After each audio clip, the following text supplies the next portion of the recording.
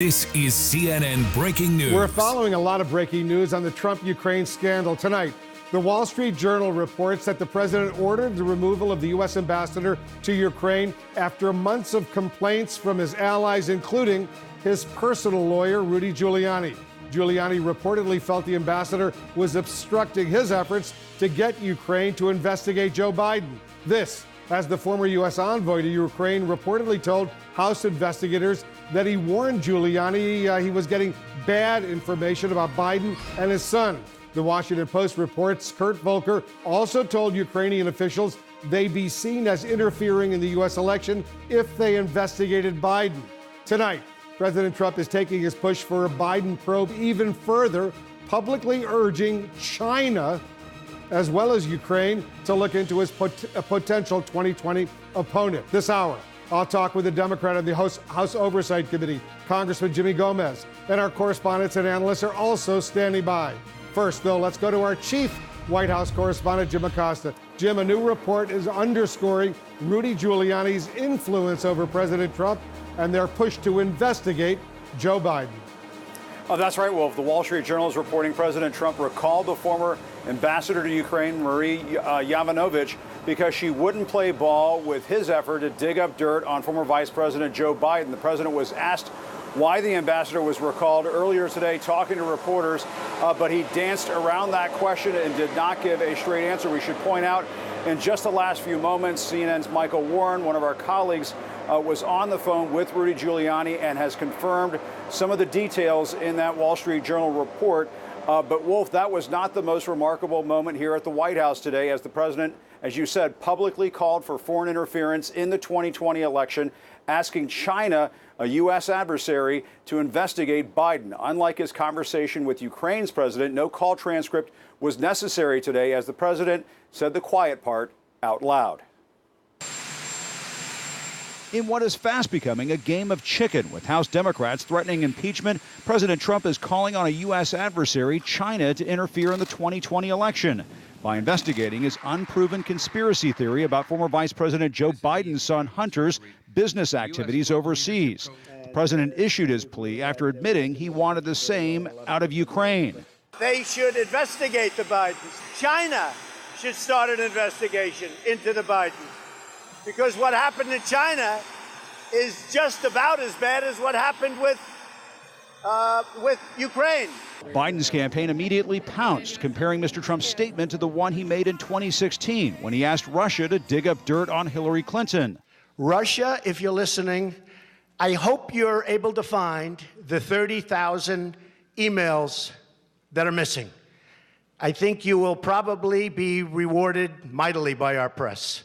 At a campaign event overnight, Biden accused the president of acting out of fear. He did it because, like every bully in history, he's afraid. He's afraid of just how badly he may be beaten in November.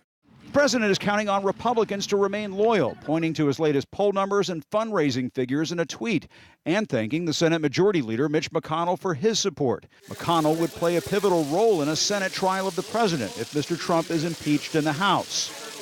He read my phone call with the president of Ukraine, Mitch McConnell. He said, that was the most innocent phone call that I've read. I mean, give me a break.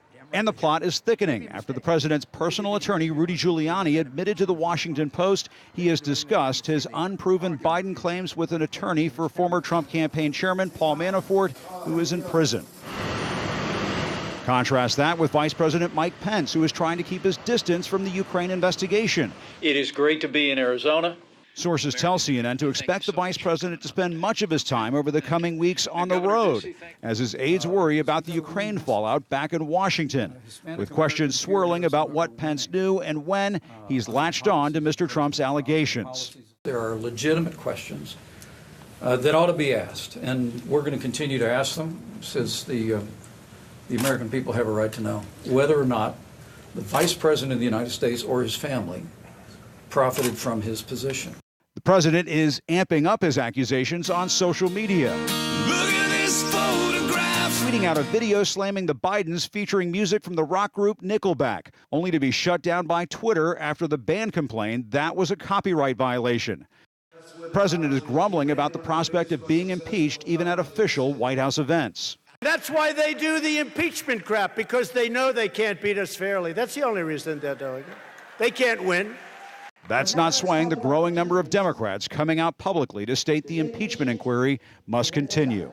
We have no choice now but to proceed with an impeachment inquiry, and the only person that the president has to blame is himself. Now, another key sign the administration is gearing up for an impeachment battle. The Justice Department has instructed White House employees to preserve documents and emails that may have to be turned over to House Democrats as part of their inquiry. It's become more difficult, by the way, for the White House and its defenders to accuse the whistleblower complaint that started all of this of relying upon hearsay to accuse the president of asking a foreign government to interfere in the upcoming election, as Mr. Trump did that out loud today. Wolf. Certainly did. All right, Jim Acosta at the White House. Thank you. And now to the first witness to appear before Congress in the impeachment investigation. Our congressional correspondent, Sunlen Serfati, is up on Capitol Hill. Sunlen, what are you learning, first of all, about the deposition of the former U.S. envoy to Ukraine, Kurt Volker?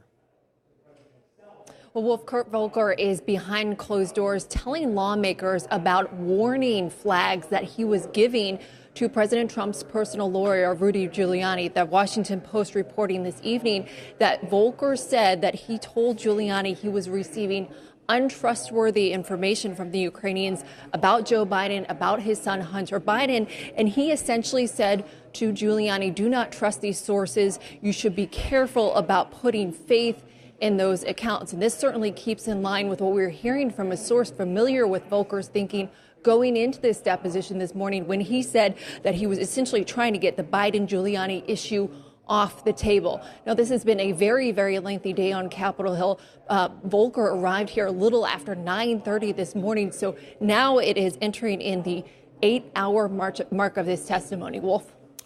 Sunlen Serfati up on Capitol Hill. I know we're going to get more information coming out. Thank you very much. In the meantime, I want to bring in Congressman Jimmy Gomez, a Democrat who serves on the Oversight Committee. Congressman, thanks so much for joining us. We certainly have a lot to discuss right now. Let me start with this report from the Wall Street Journal that President Trump ordered the removal of the U.S. ambassador to Ukraine after she was targeted in a smear campaign by Rudy Giuliani. What concerns does that raise? It raises a lot of concerns. It raises that anybody who doesn't agree with this president, anybody that doesn't follow along to try to make sure that they can get dirt on a political rival is going to be removed. And he has sent a message to everybody: do not cooperate with Congress, because if you do, then we're going to remove you. The former ambassador, Marie Yovanovitch, a career Foreign Service officer, a career diplomat, will appear before your committee. We're talking about the Oversight Committee, along with the Intelligence and Foreign Affairs Committees next week. What do you want to ask her? We want to really find out who was pressuring her, what questions were asked. Did anybody try to get information that was made up?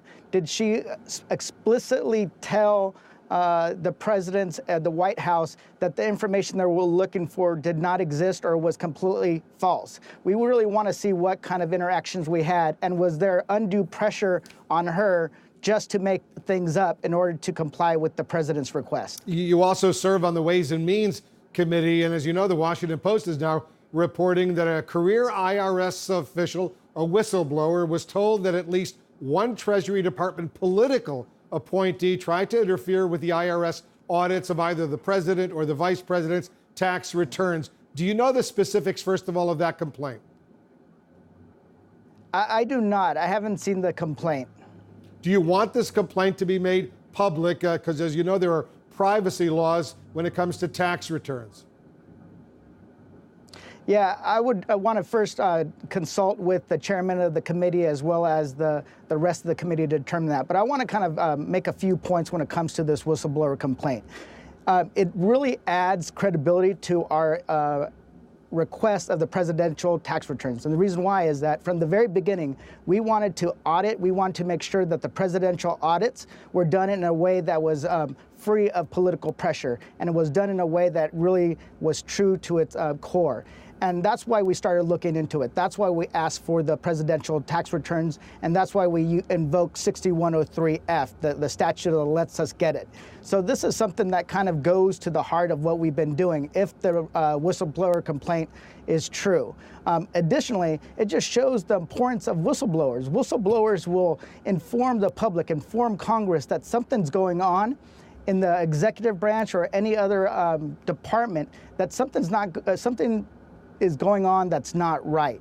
And they can report it without fear of repercussions, without being fired, without being demoted, without being suspended. And that's why it's important to have this whistleblower protection. It's because it's necessary to get this information.